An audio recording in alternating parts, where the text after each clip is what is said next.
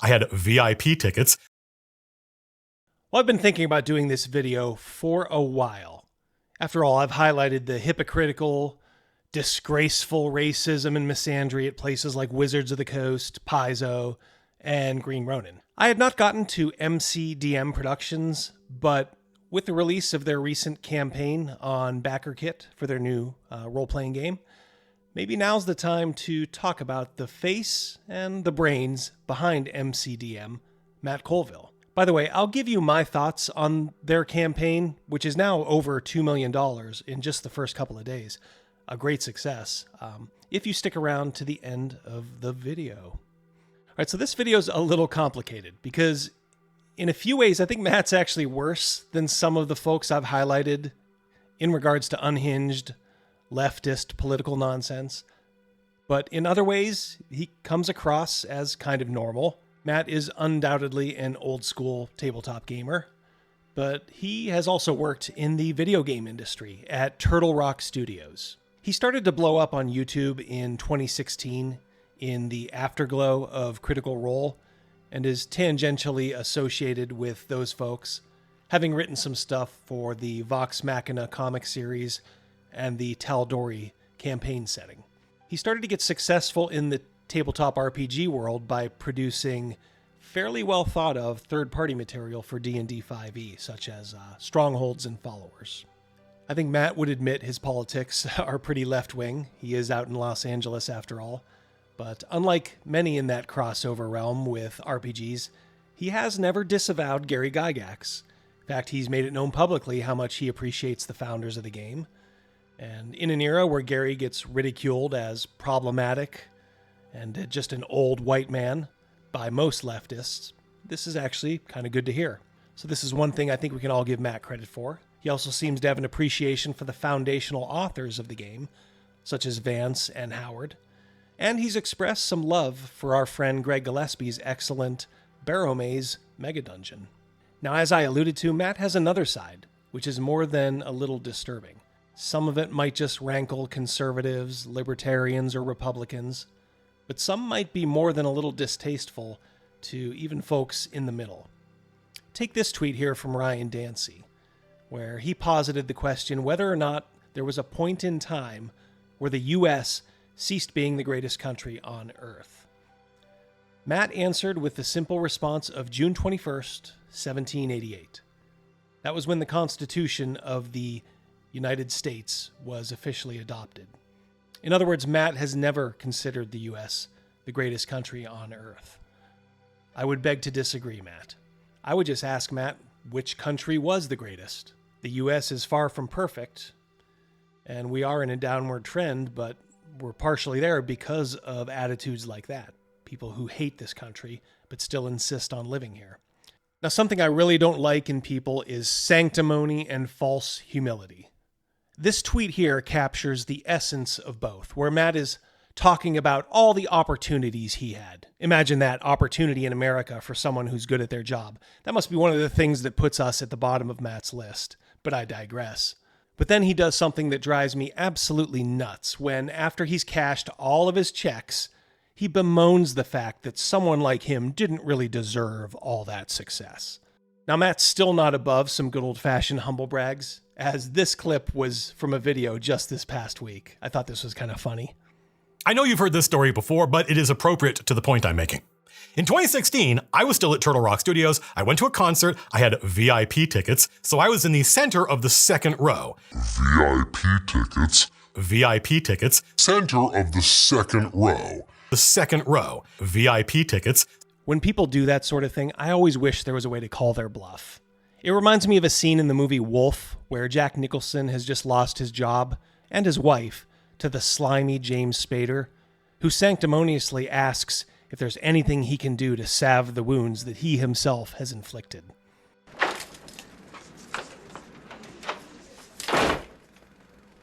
What do you want me to do? I'll do it. Resign today. Promise never to see Charlotte again.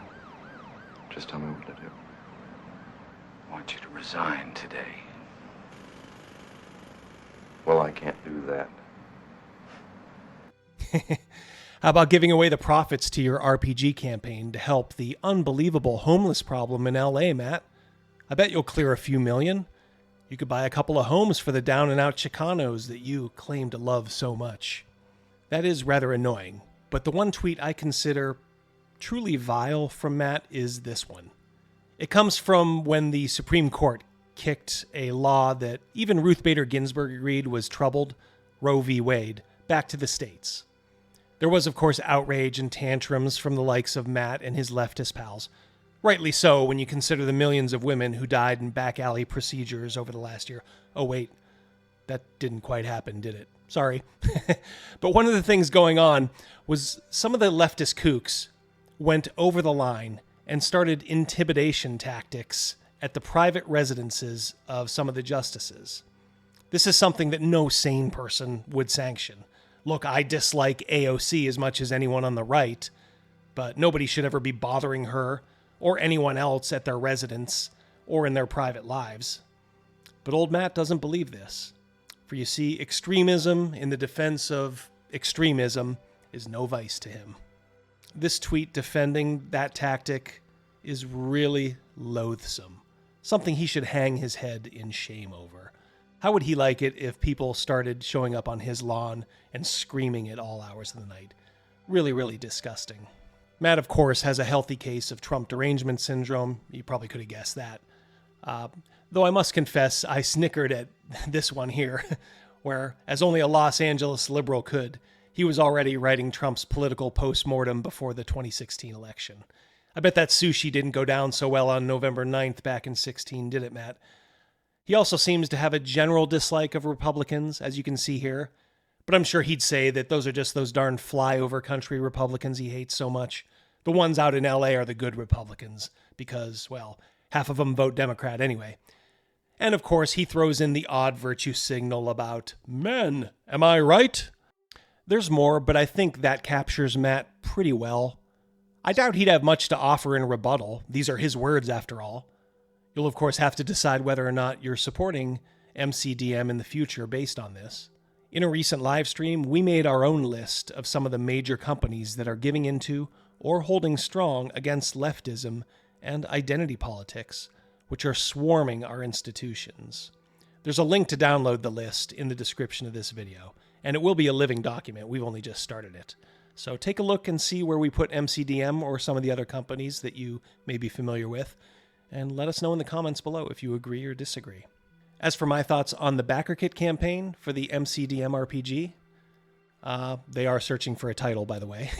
It seems like they're purposely setting themselves out of the old school arena and leaning into the really heroic fantasy of 5e.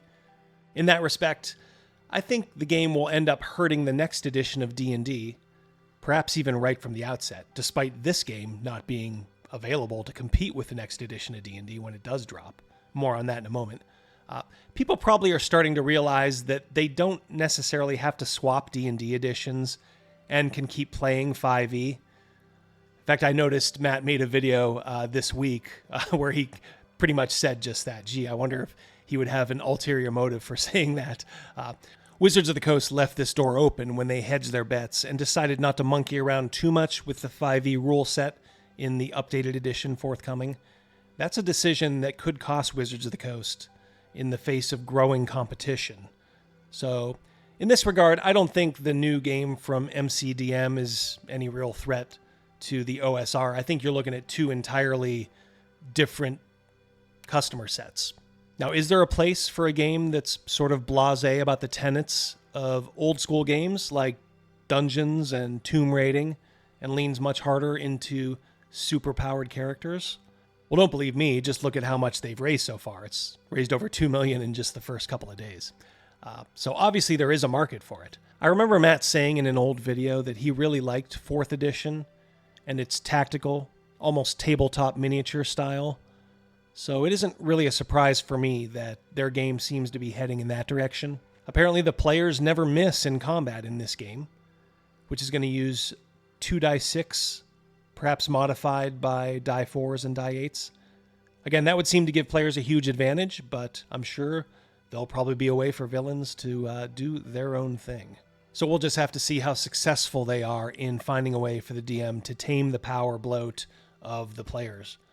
Hopefully, for their sake, they'll do a better job than 5e does, where players at about 6th or 7th level start becoming wrecking balls that can only be stopped by swarms of enemies, save or die spells, or having a magical anvil dropped on their head. The preview art looks like it ranges from decent to, well, not quite my cup of tea.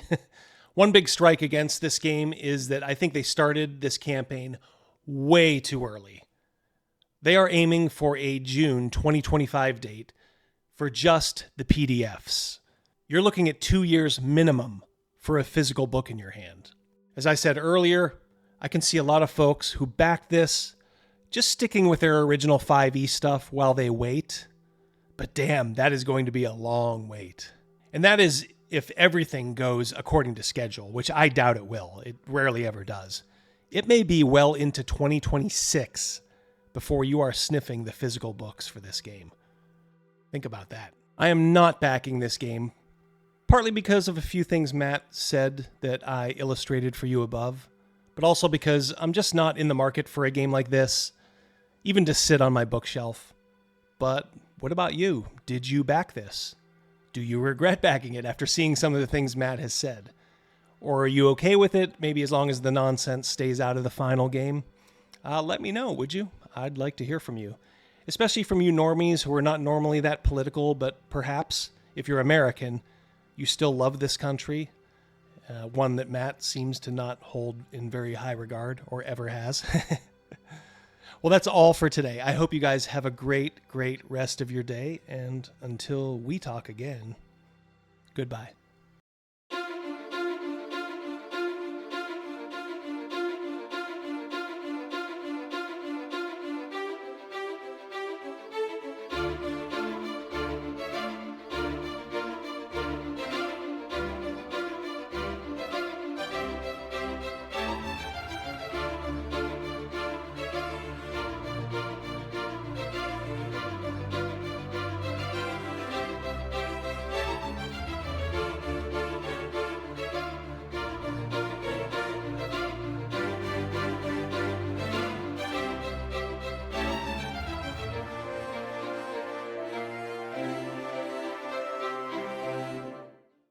What qualifies you to be a U.S. Senator? You have 60 seconds.